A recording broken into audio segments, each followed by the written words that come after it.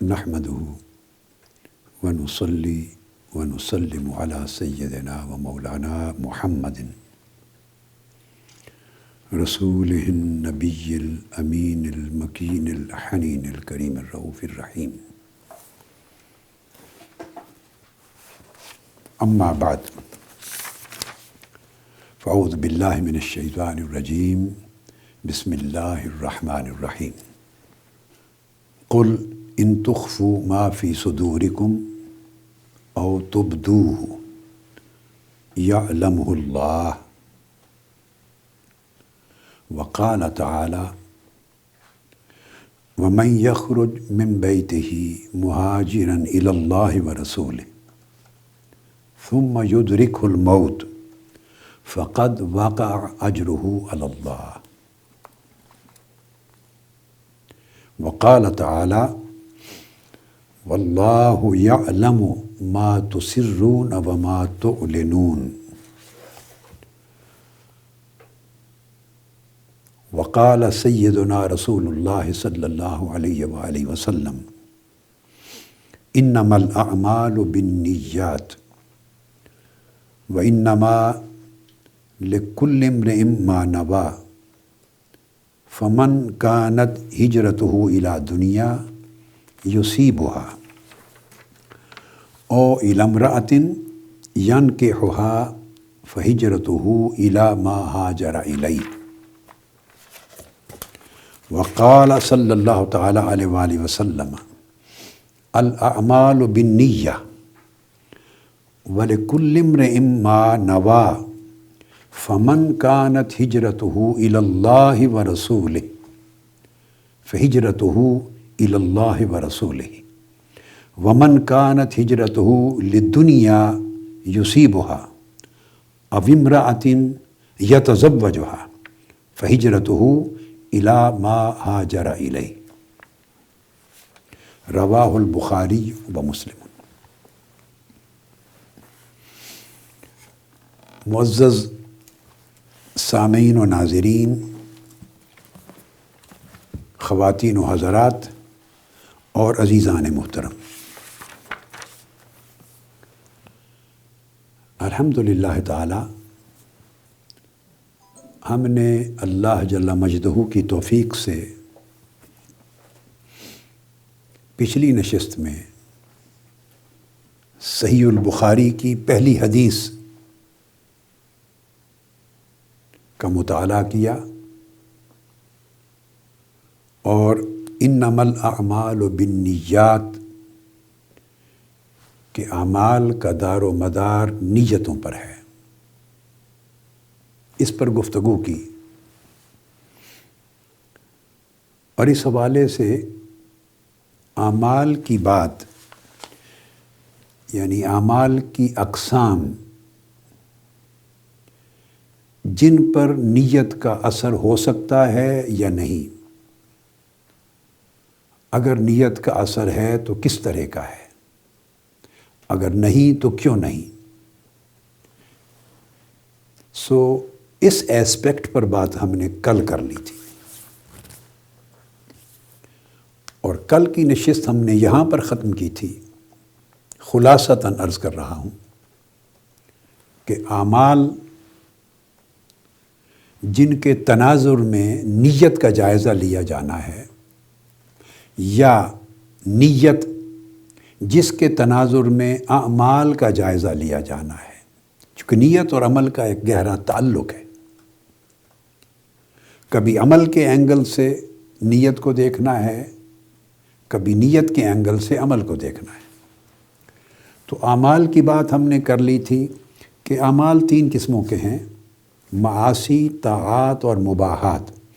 یعنی نیک عمل، اچھا کام، اس کے بعد برا عمل یا برا کام، اور تیسری قسم ہے ایک ایسا کام جس میں فی نفس ہی نہ نیکی ہے، نہ بدی، نہ اچھائی ہے، نہ برائی. وہ محض ایک کام ہے، اور ہزارہ فعل اور عمل ہمارے زندگی کے اس طرح کے ہوتے ہیں. تو ان پر نیت کا اثر کیا کیا ہوتا ہے. تو یہ بات میں نے کل کی نشست میں سمجھا دی تھی کہ اگر تو کام اٹ سیلف برا ہے، گناہ کا ہے، نافرمانی اور معصیت کا ہے، تو جو نیت چاہیں کر لیں، اچھی سے اچھی نیت بھی کسی برے کام کو نیک کام نہیں بنا سکتی، اعلیٰ سے اعلیٰ نیت بھی نافرمانی اور گناہ کے کام کو نیکی اور بھلائی کے کام میں بدل نہیں سکتی۔ سو برا کام اور گناہ کا کام اگر ہو فی نفس ہی، عمل اگر شریعت کے خلاف ہے، اللہ اور اس کے رسول کے احکام کے خلاف ہے، اور خیر پر مبنی نہیں شر پر مبنی ہے، عمل اگر خراب ہے، تو نیت اس کو کسی قیمت پہ، کسی شکل میں، کبھی بھی، کسی قدر بھی اچھا نہیں کر سکتی۔ نیت irrelevant ہو جاتی ہے، بے اثر ہو جاتی ہے، یہ ایک بات۔ اور اگر اچھا کام ہے تو پھر نیت اس پر دونوں طرح کے اثر کر سکتی ہے۔ اچھا کام اگر اچھی نیت کے ساتھ ہو تو مقبول ہے، اور نیت اعلیٰ سے اعلیٰ ہوتی چلی جائے تو اچھے کام میں اچھائی کی مقدار بڑھتی چلی جاتی ہے، قبولیت کی، اس کا درجہ، اس کا رتبہ، اس کا اجر بڑھتا چلا جاتا ہے، نکھر جاتا ہے۔ اور اگر اچھے کام کے پیچھے نیت بری ہے تو وہ بری نیت اچھے کام کی اچھائی کو بھی نکال دیتی ہے اور اسے برے کام میں منتقل کر دیتی ہے۔ وہ گناہ کا بھی کام بن سکتا ہے، وہ معصیت بھی بن سکتی ہے، وہ بیکار بھی ہو سکتا ہے، نہ اس میں خیر نہ شر۔ تو نیت اچھے کاموں پر اثر انداز ہوتی ہے، طاعات پر اثر انداز ہوتی ہے۔ اور تیسری چیز جب سمجھا دی تھی کہ رہ گئے وہ کام جنہیں مباح کہتے ہیں، یعنی اباحت۔ تو اباحت کہتے ہیں وہ کام جو انڈیفرنٹ ہے، پرمیسیبل ہے، اس کے اندر اٹ سیلف کوئی نہ نیکی ہے نہ کوئی بدی ہے، تو اس مباح کام کو، اباحت کو، نیکی طاعت میں بھی بدل سکتی ہے، اور اباحت کو جو نیت ہے وہ معصیت میں بھی بدل سکتی ہے۔ یعنی نیک نیت اباحت کو طاعت بنا دے گی، یعنی عام کام کو نیکی میں داخل کر دے گی، اور اگر بری نیت ہے تو عام کام کو معصیت اور گناہ میں بدل دے گی۔ یہ تھا خلاصہ۔ آج ہم نے اسی طرح جائزہ لینا ہے تقسیم کر کے نیت کا۔ اچھا، یہ جو خلاصہ میں نے بیان کیا، کل میں نے بتا دیا تھا کہ یہ خلاصہ کیا ہے میں نے امام غزالی کی احیاء علوم الدین نے نیت کے باب میں، اس فصل میں ان چیزوں کو ڈسکس کیا ہے مثالیں دے کر۔ اب آج جس تقسیم کی بات کر رہا ہوں یہ احیاء علوم الدین میں ڈسکس نہیں ہوئی، یہ میں اضافتاً اپنی طرف سے عرض کر رہا ہوں، اور یہ غور طلب بات ہے، مگر دین کا جب قرآن و سنت کی تعلیمات کو دیکھتے ہیں اور اکابر اور ائمہ، اولیاء، صالحین اور عرفاء کی تعلیمات کو دیکھتے ہیں تو آپ ان چیزوں تک پہنچتے ہیں۔ اب نیت کو دیکھنا ہے تو نیت کی بھی 3 قسمیں ہیں، یہ نیت بھی 3 طریقوں سے اعمال پہ اثر انداز ہو سکتی ہے۔ ایک نیت ایسی ہے جو مفسدین کی نیت ہے، جو پوری کی پوری فساد پر مبنی، اس نیت میں نیرا فساد ہے، نیرا شر ہے، بالکل برائی کی نیت ہے، اس میں خیر کا، اچھائی کا کوئی پہلو ہی نہیں ہے،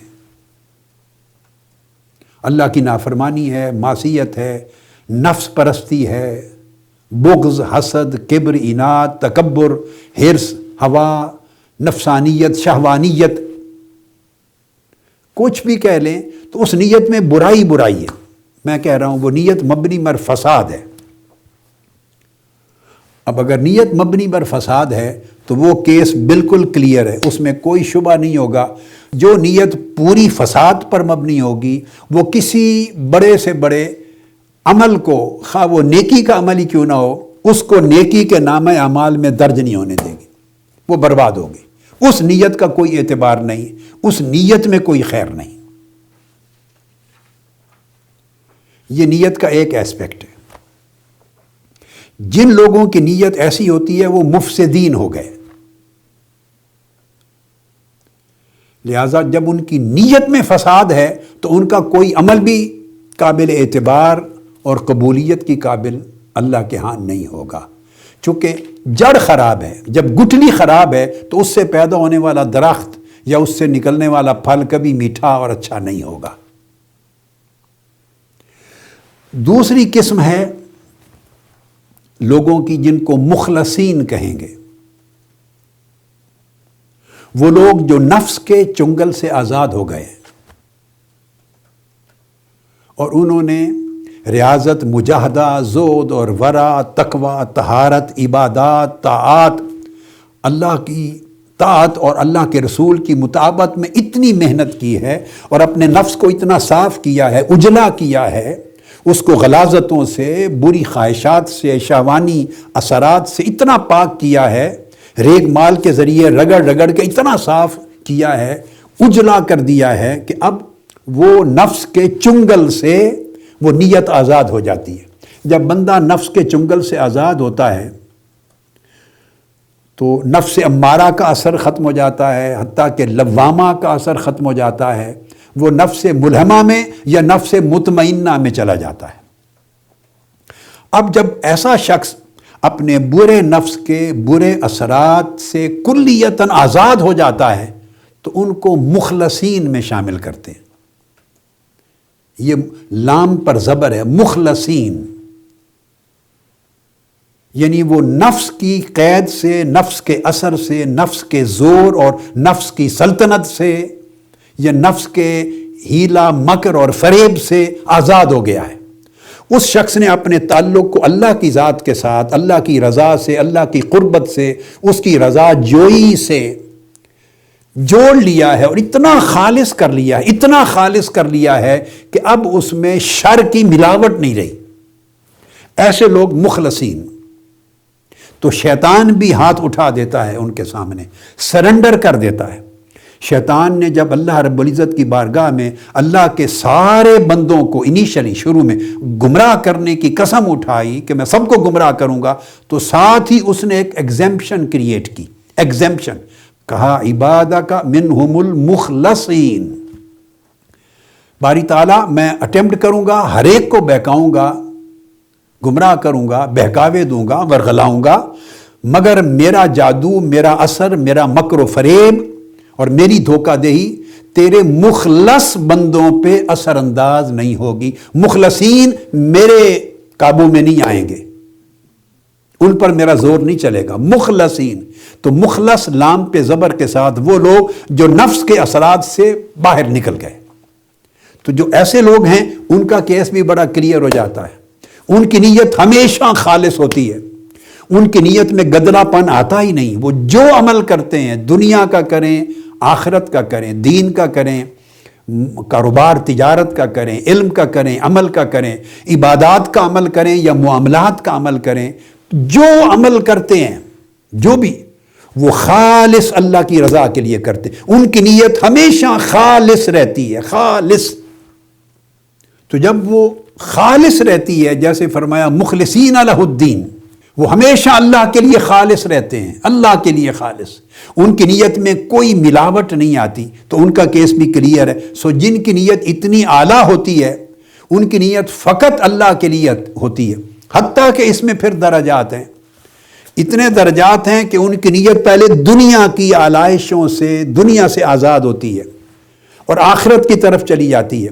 پھر آخرت کی طلبات اور رغبات اور خواہشات سے بھی آزاد ہو جاتی ہے. یعنی ان کی نیت جنت کی پرستش بھی نہیں کرتی، جنت سے بھی اوپر چلی جاتی ہے اور صرف مولا کی رضا کے ساتھ جڑ جاتی ہے، مولا کی رضا کے ساتھ. یعنی وہ نیت اتنی بلند اور اتنی اعلیٰ اور عرفہ ہوتی ہے کہ دنیا کی تو جگہ نہیں ہے دنیا کی ان کی نیت میں. حتیٰ کہ آخرت بھی نیچے رہ جاتی ہے اور نیت آخرت کی بلندیوں سے بھی آگے نکل جاتی ہے اور وہ صرف اللہ کے رضوان کے ساتھ جڑ جاتی ہے، اللہ کی رضا کے ساتھ. جیسا کہ کتب میں آیا ہے، اس کو امام قشیری نے رسالہ قشیریہ میں بیان کیا اور امام غزالی نے وہاں سے یہ بات لی احیاء علوم الدین میں. اور وہ یہ کہ اللہ رب العزت نے خواب میں حضرت بایزید بسطامی رضی اللہ تعالیٰ عنہ کے شاگردوں میں سے، آپ کے مریدین اور طلباء میں سے کسی ایک کو زیارت کروائی، یا آپ کے احباب میں سے، اقران دوستوں میں سے زیارت کروا کے خواب میں فرمایا کہ کل الناس یطلبون منی الجنہ الا ابا یزید فانہ یطلبنی، ہر شخص مجھ سے جنت کی طلب کرتا ہے سوائے با یزید کے۔ با یزید نے مجھ سے جنت بھی کبھی نہیں مانگی، اس نے جب بھی سوال کیا ہے مجھ سے میرا سوال کیا ہے، وہ مجھ سے مجھے طلب کرتا ہے۔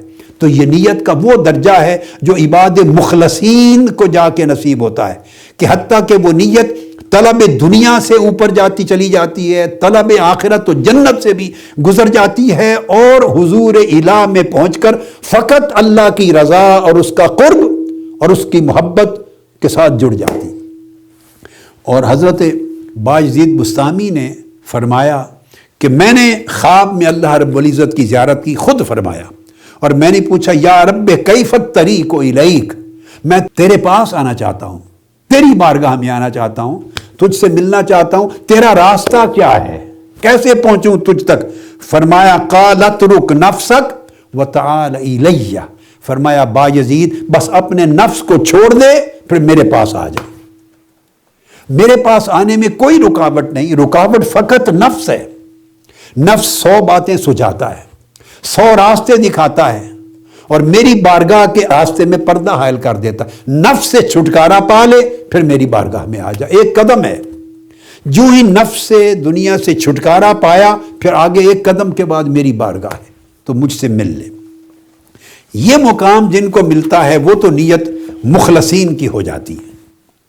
تو یہ کلیئر ہو گیا۔ اللہ رب العزت ہم سب کو مخلصین کی نیت عطا کرے جو خالص ہے، ہر قسم کی آلودگی سے پاک ہے۔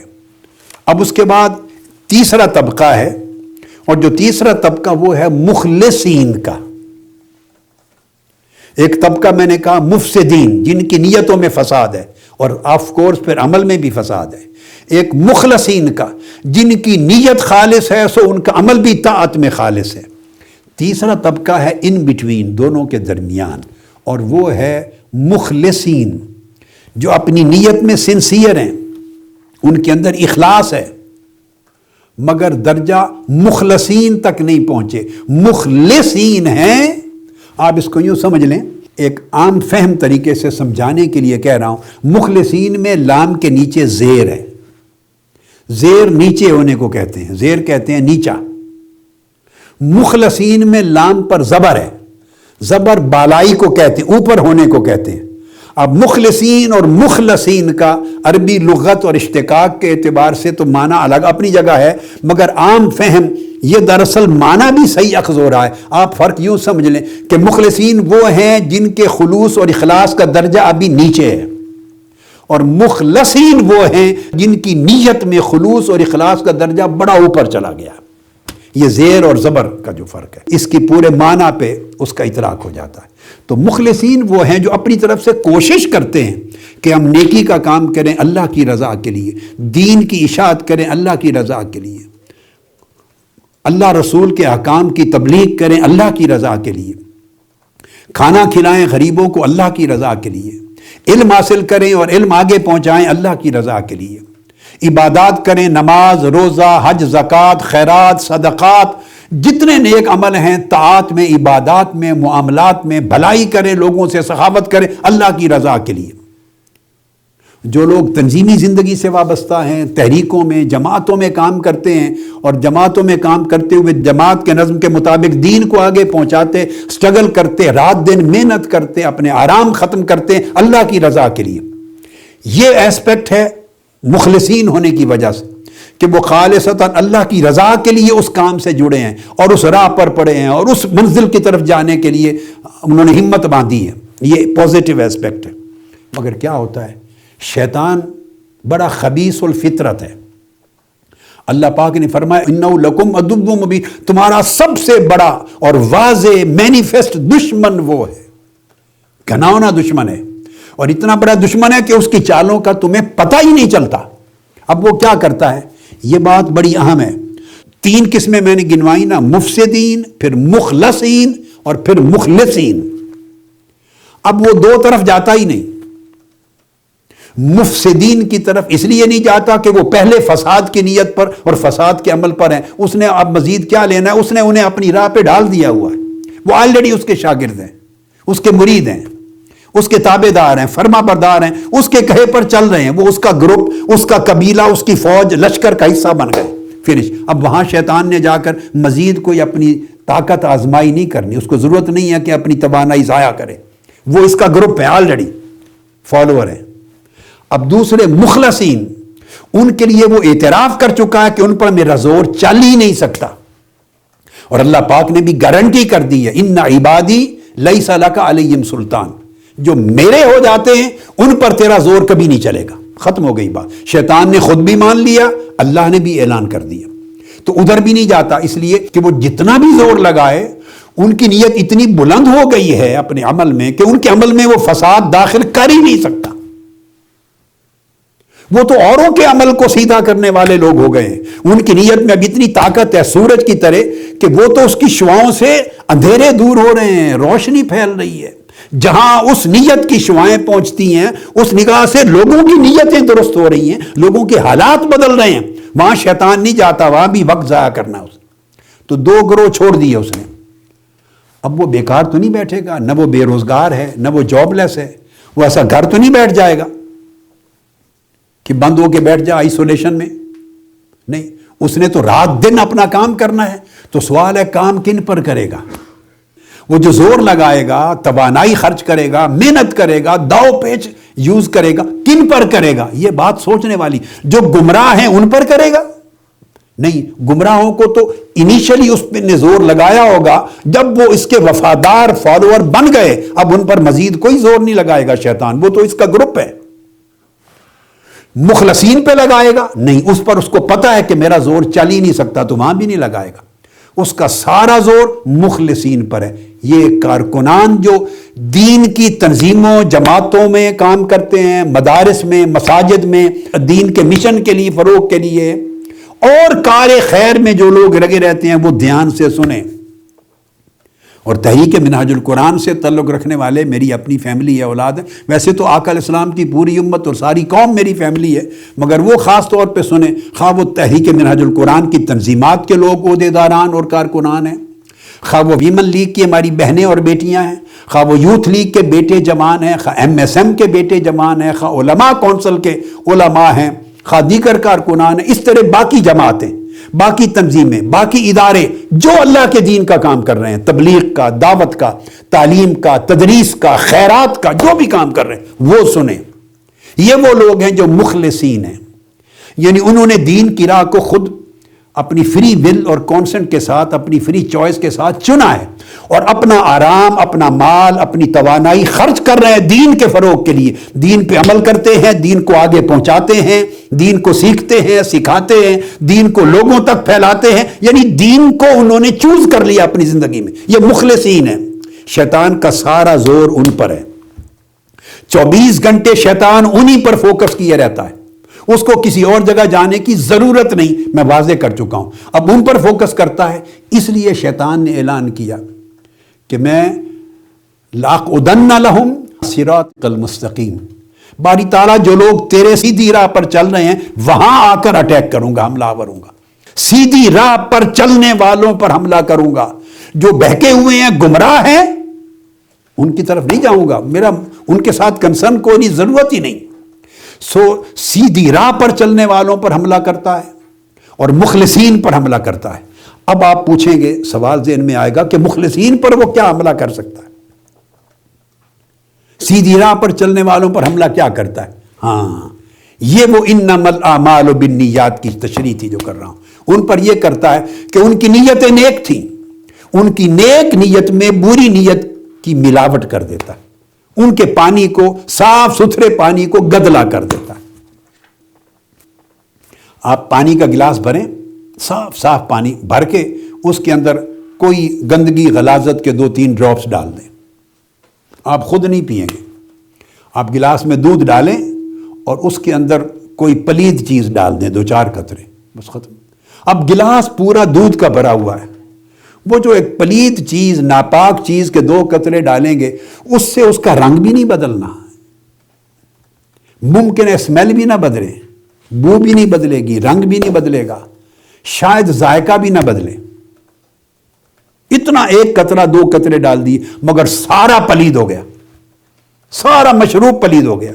اب جوس ہو، 7 اپ ہو، کوک ہو، پیپسی ہو، کوئی چیز لے لیں آپ، اس میں 1-2 قطرے پلیدی کے ڈال دیں، شراب کے ڈال دیں، پیشاب کے ڈال دیں، غلاظت کے ڈال دیں، کوئی پلید چیز، اس کا 1 قطرہ 2 قطرے ڈال دیں۔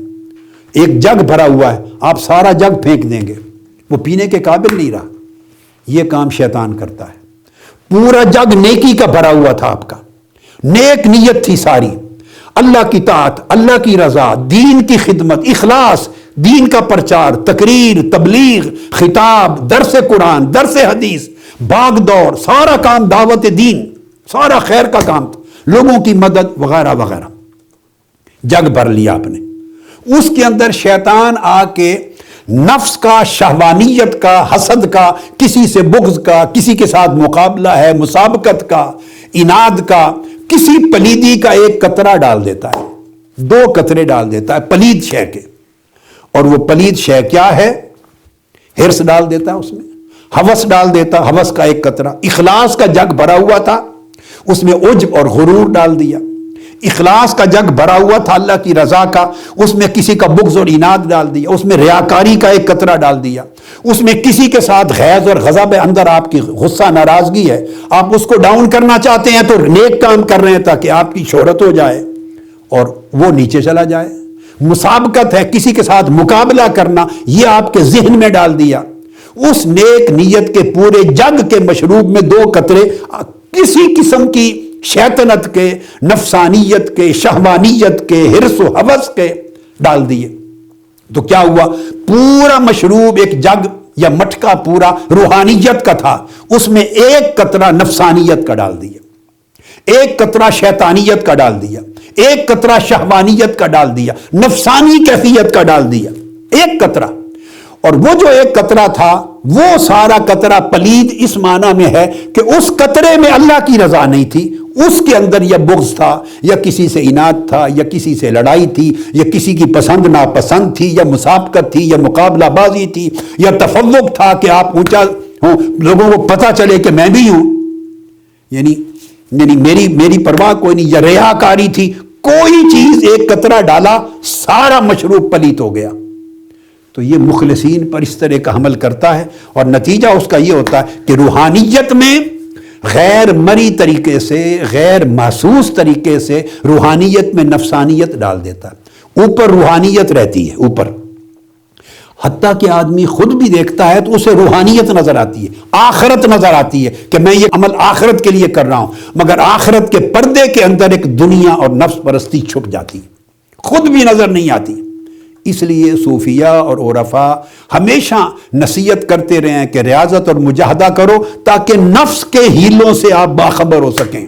یہاں سے تباہی ہے، ان النفس لامارۃ بالسوء، یوسف علیہ السلام نے اعلان کیا تھا، کسی کے مکر سے بچ جانے کے بعد بھی اعلان کیا تھا کہ نفس بہت بڑا مکار ہے، دھکیلتا ہے برائی کی طرف، اور انسان نہیں بچ سکتا الا ما رحم ربی، اگر اللہ کی رحمت اس کو نہ بچا لے۔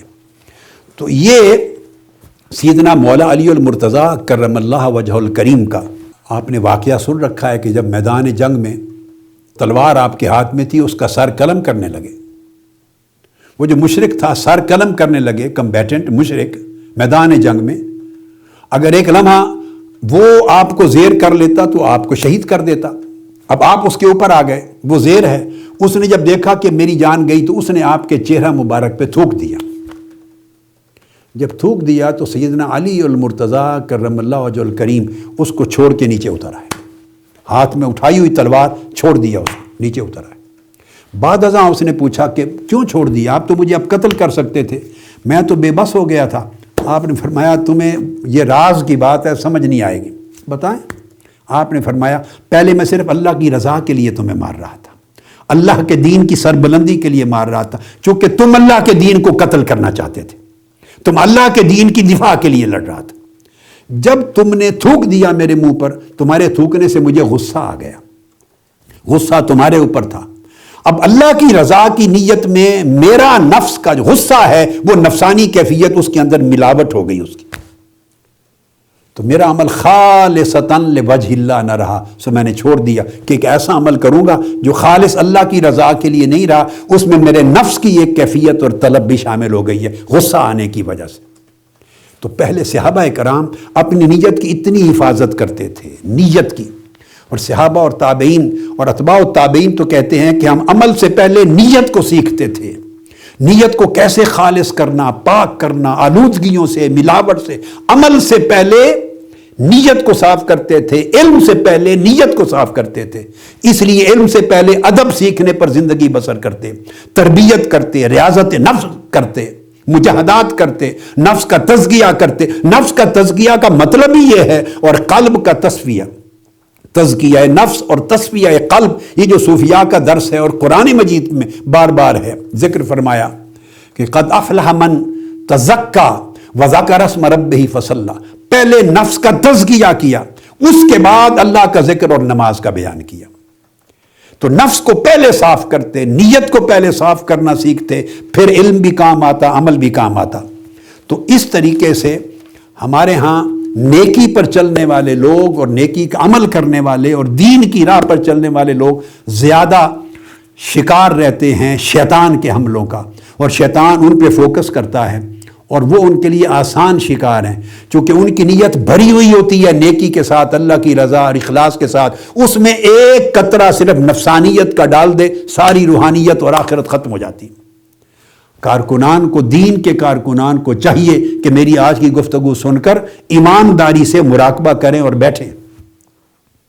بیٹھ جائیں، تنہائی میں بیٹھیں، خلوت میں بیٹھیں، مراقبہ کریں، اپنی آنکھیں بند کر کے اپنے من میں جھانکیں، اپنے ایک ایک عمل کا تجزیہ کریں، ایک ایک عمل کا تجزیہ کریں. جو کام آپ کرتے ہیں دین کے لیے باغ دوڑ کرتے ہیں، اس کے اندر کہیں ایک قطرے کی ہی کہیں ملاوٹ تو نہیں ہے جہاں آپ کا نفس آ جاتا ہے، غیظ و غضب آ جاتا ہے، کوئی حسد آ جاتی، کوئی مسابقت آ جاتی ہے، اس ایک قطرے کے ساتھ آپ کی ساری نیکی برباد ہو جاتی. حدیث پاک میں آتا ہے دارقطنی میں، ملائکہ کسی شخص کا عمل خوبصورت تشت میں لے کے اللہ کے حضور پیش کریں گے. اللہ پاک فرمائے گا اس کو رکھ دو اور پھینک دو، اس نے یہ عمل میرے لیے نہیں کیا تھا. فرشتے حیران ہو جائیں گے. یہ بات سمجھنے والی ہے. یعنی بعض اوقات ایسے اعمال ہوتے ہیں کہ کندھوں پر بیٹھ کر نیکی و طاعت اور گناہ کو لکھنے والوں کو بھی پتہ نہیں چلتا. یہ اتنی گہری اور چھپی ہوئی چیز ہے نیت میں ملاوٹ. وہ پہ حیران ہوں گے، ان کی سمجھ میں کچھ نہیں آئے گا. اللہ پاک فرمائے گا یہ عمل تمہیں نہیں معلوم، تم نے عمل دیکھا اور کندھوں پہ لکھ لیا، مگر اس نے عمل میرے لیے نہیں کیا. اس لیے اللہ پاک نے فرمایا اللہ ان چیزوں کو بھی جانتا ہے جو تم چھپاتے ہو، اور ان کو بھی جانتا ہے جن کو تم ظاہر کرتے ہو. سورہ النحل میں 2 مقام پہ فرمایا لا جرم ان اللہ یعلم ما یسرون وما یعلنون. یہ بات سچ اور حق اور ثابت ہے کہ جو گہرائیوں میں چھپی ہوئی چیز ہے تمہارے اندر تہ در تہ، اللہ اس کو بھی جانتا ہے، اور جو ظاہر ہے تمہارے قول یا عمل سے اللہ اس کو بھی جانتا ہے. اس لیے فرمایا اللہ پاک نے وَلَا تَقْرَبُوا الْفَوَاحِشَ مَا ظَهَرَ مِنْهَا وَمَا بَطَنَ. ہر قسم کی فاحش، ہر قسم کی معصیت، ہر قسم کا گناہ، ہر قسم کا شر، اس سے بچو. خواہ وہ ظاہر ہو تمہیں دکھائی دے، خواہ وہ چھپا ہوا ہو تمہیں دکھائی بھی نہ دے. تو خطرناک وہ نیتیں ہوتی ہیں، وہ عمل ہوتے ہیں جو چھپے ہوئے ہوتے ہیں، دکھائی نہیں دیتے، وہ خطرناک ہوتے ہیں. جو ظاہر ہو گئے تو بندہ اس کی تو اصلاح کر لیتا ہے، اور جو خود بھی نظر نہیں آ رہے، نیکی کے پردے کے اندر دنیا چھپی ہوئی ہے، آخرت کے پردے میں اور اللہ کی رضا میں نفس چھپا ہوا ہے، اور روحانیت کے پردے کے نیچے نفسانیت چھپی ہوئی ہے، وہ خطرناک ہے کہ اپنی آنکھ کو بھی نظر نہیں آتا جب تک محنت نہیں کی جائے. اپنا محاسبہ کریں، مراقبہ کریں، اور ساتھ مجاہدہ کریں، اور اس طرح ٹٹول کے نیت کے اندر کیا کیا ملاوٹ ہے اس کو زندگی سے نکالیں. تب عمل صاف ہوں گے، ظاہر باطن صاف ہوگا. اور جب اس طرح کی نیت اللہ کی رضا کے ساتھ موافقت ہوگی اور عمل پہلے اللہ کے رسول کے احکام کی مطابقت میں ہوگا، نیت کی اللہ کی رضا کے ساتھ موافقت ہوگی اور عمل اللہ کے رسول کے حکم کے ساتھ مطابقت میں ہوگا، یہ اندر کی چھپی ہوئی موافقت اللہ کی رضا سے، اور عمل کے اندر حضور کی عمل سنت کے ساتھ مطابقت، جب دو ملیں گے تو عمل قبول ہوتا ہے۔ اس سے انما الاعمال بالنیات کا پورا سبق مکمل ہوتا ہے۔ یہ وہ بنیادی چیز ہے، اس لیے کہ وہ نیت جو کہ بطن و بطن، اور عمل جو ہے اعمال وہ ہیں ظاہر، تو باطن جب تک صاف نہ ہو، اس لیے اولیاء صوفیاء عمل کو حضور کی سنت کی مطابقت میں رکھتے، پابندی کرتے، مگر اس کے ساتھ نیت کو اللہ کی رضا کی موافقت میں لانے کے لیے پوری محنت کرتے۔ نیت جتنی خالص ہوتی عمل اتنا مقبول ہوتا، اور اگر عمل شریعت کی خلاف ورزی میں ہے تو آپ نیت کا جو دعویٰ کریں کہ میرا باطن معرفت کا ہے، ایسی کوئی معرفت نہیں جو خلاف شریعت ہو، ایسی کوئی طریقت نہیں جو خلاف شریعت ہو، ایسی کوئی حقیقت نہیں جو خلاف شریعت ہو، ایسی کوئی باطنی جمال نہیں ہے جو خلاف شریعت ہے۔ شریعت ڈسپلن ہے، عمل صالح ہو، مطابقت میں ہو، مطابعت میں ہو حضور علیہ السلام کی سنت اور شریعت کے اور قرآن و سنت کے اوامر و نواہی کے مطابق عمل اگر مطابعت میں ہوگا تو اب اگلا سوال پیدا ہوگا کہ اب اس کی نیت کو دیکھیں۔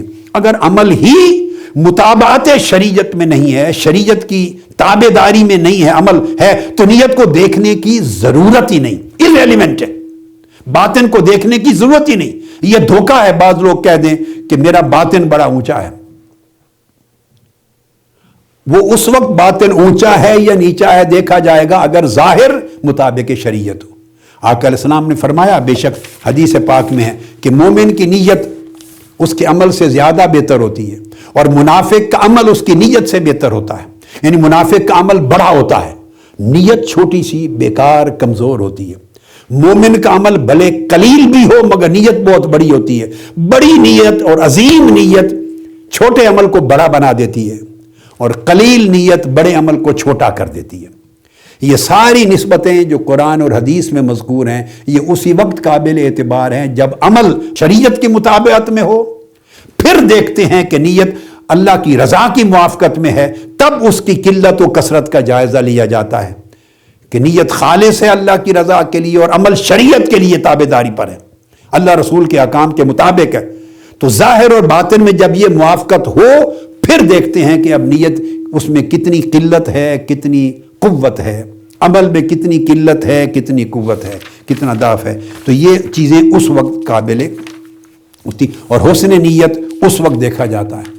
لہٰذا یہ وہ معنی تھا اور اقسام تھی نیت کی، جیسے آقا علیہ السلام نے فرمایا کہ قیامت کے دن ہر شخص اپنی نیتوں کے مطابق کھڑا کیا جائے گا، حتیٰ کہ جنت اور دوزخ میں بھی جو اقامت اور قیام ہے ہمارا، اللہ محفوظ کر دے دوزخ سے، وہ بھی ان کی نیت کے مطابق ہوگا۔ جنت کی جو ایلوکیشن ہوگی درجے کی بھی اعمال صالحہ کے ساتھ، وہ بھی نیت کے مطابق ہوگی۔ دوزخ کے درجے ہیں 7، اس کی بھی ایلوکیشن نیت کے مطابق ہوگی۔ ہر برے عمل کا نتیجہ جو دوزخ میں لے جانے والا عمل ہے وہ دوزخ ہوگا، مگر اس کے اندر کی ایلوکیشن پھر کہ ایک آدمی گناہ کرتا ہے تو اس کے اندر نیت میں برائی کتنی زیادہ ہے یا کتنی کم ہے، پھر وہ اس کے مطابق اس کا درجہ متعین ہوگا۔ تو یہ وہ احکام ہیں جن کی وجہ سے اگر ہم اس پر توجہ کر لیں اور بہتری کے ساتھ فوکس کر کے اپنی نیات کو اور باطن کو صاف ستھرا اجلا اور اللہ کی رضا کے موافق کر لیں، تو پھر ہمارے نیک اعمال اور ہماری طاعت اور مباحات اللہ کے حضور مقبول ہوتی ہیں۔ اللہ رب العزت ہمیں اس نقطے کو سمجھنے اور پریکٹیکلی زندگی کے چھوٹے معاملات سے لے کر بڑے معاملات تک ہر جگہ انہیں اپلائی کرنے کی توفیق عطا فرمائے۔ والسلام علیکم ورحمۃ اللہ وبرکاتہ۔ سب سے پہلے نئی ویڈیوز کو حاصل کرنے کے لیے شیخ الاسلام ڈاکٹر محمد طاہر القادری کے آفیشیل یوٹیوب چینل کو سبسکرائب کریں اور بیل آئیکن کلک کریں۔